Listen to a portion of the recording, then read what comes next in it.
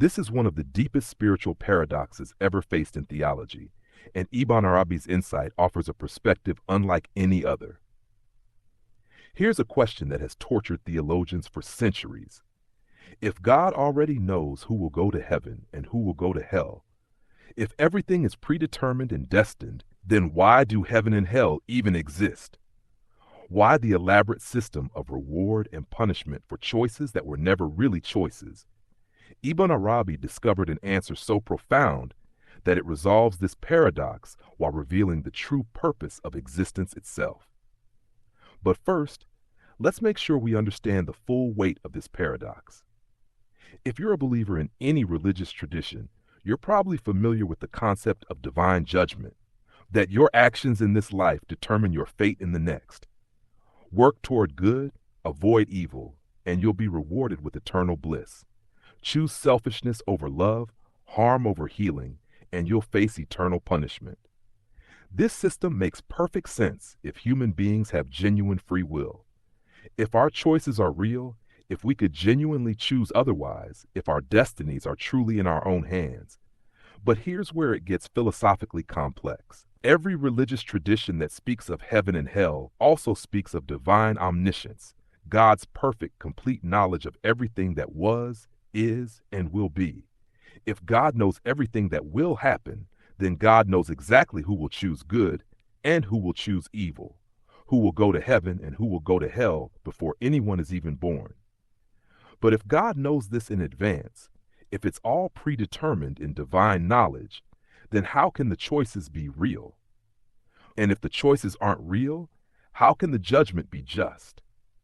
This is the paradox that has kept theologians awake at night for centuries. Either God doesn't really know the future, which limits divine omniscience, or human choices aren't really free, which undermines divine justice. Either God is not all-knowing, or God is not perfectly fair. The conventional theological solutions have never been fully satisfying. Some theologians have argued that God's knowledge doesn't determine our choices, that God simply sees what we will freely choose without causing those choices. But this still leaves us with the question: if God can see that someone will choose evil and end up in hell, why create that person at all? Why set up a system where some souls are destined for eternal suffering? Other theologians have suggested that hell is not eternal, or that it's not really punishment, but rather purification. But this seems to contradict the very concept of ultimate justice and final judgment that lies at the heart of most religious traditions. Ibn Arabi approached this paradox from a completely different angle. Instead of trying to reconcile predestination with conventional notions of reward and punishment, he questioned the very assumptions underlying the paradox. What if heaven and hell are not places that souls go to based on their choices? What if they are expressions of what souls fundamentally are? According to Ibn Arabi's understanding, every soul is created as a unique expression of divine consciousness. Each soul has its own essential nature, its own particular way of reflecting divine attributes, its own specific role in the cosmic drama of divine self-exploration. Some souls are created to reflect divine mercy, others to reflect divine power, others to reflect divine beauty, others to reflect divine majesty. Heaven and hell, in this understanding, are not rewards and punishments for good or bad behavior. They are the natural expressions of different types of souls, the environments that perfectly match what these souls fundamentally are. A soul that reflects divine mercy naturally gravitates toward and creates experiences of bliss, love, and union. A soul that reflects divine wrath naturally gravitates toward and creates experiences of separation, torment, and judgment. But here's the crucial insight that resolves the paradox.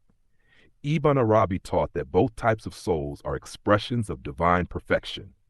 The soul that experiences hell is not a failed soul, a soul that made the wrong choices and ended up in the wrong place.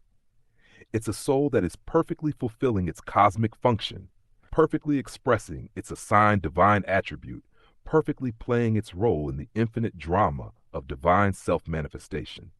This might sound shocking, even blasphemous. How can hell be an expression of divine perfection? How can damnation serve the divine purpose? Ibn Arabi's answer is that divine consciousness is so vast, so complete, so infinite that it must express itself through every possible mode of being. Divine mercy can only be fully known in relationship to divine justice. Divine forgiveness can only be fully appreciated in the context of divine judgment. Divine love can only be completely understood in contrast to divine wrath. The souls that experience hell are not accidents or failures in the divine plan. They are necessary participants in the complete revelation of divine nature. Without them, certain aspects of divine consciousness could never be fully expressed or appreciated. They are, in Ibn Arabi's language, the beloved of God's wrath. Souls who reflect divine attributes that require the experience of separation and judgment so they can be fully manifested. But this raises another question. If some souls are essentially designed for hell, how is this just? How can it be fair to create souls whose nature leads them inevitably to suffering? Ibn Arabi's response is that our human understanding of justice is limited by our temporal, individual perspective.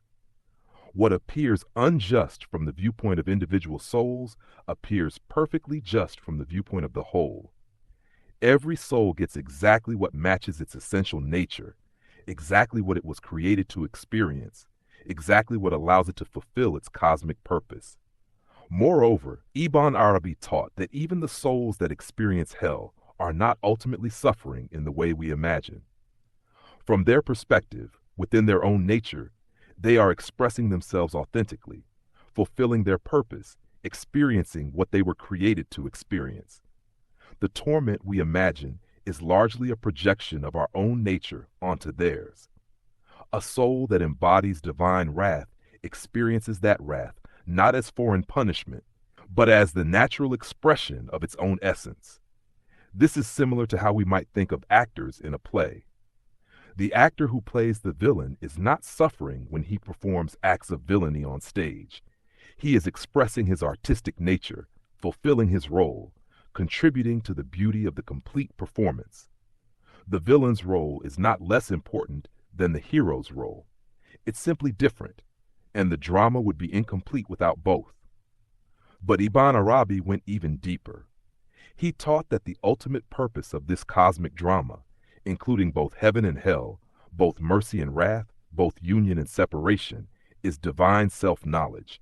Divine consciousness is infinite and perfect, but it can only know itself fully through experiencing itself in every possible mode and relationship. Through the souls that experience heaven, divine consciousness knows itself as infinite mercy, perfect love, eternal bliss.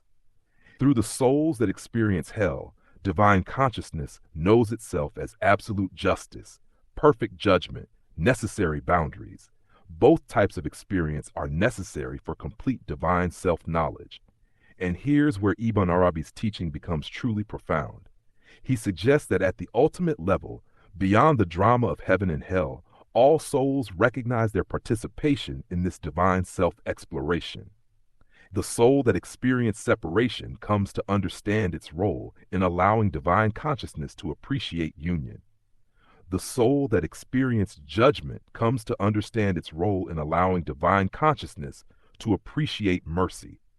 This is what Ibn Arabi called the final reconciliation. Not a reconciliation that erases hell or makes everyone the same, but a recognition that every soul, regardless of its particular mode of experience, is a beloved expression of divine consciousness, fulfilling a necessary cosmic function. This understanding completely transforms how we think about moral choice and spiritual development.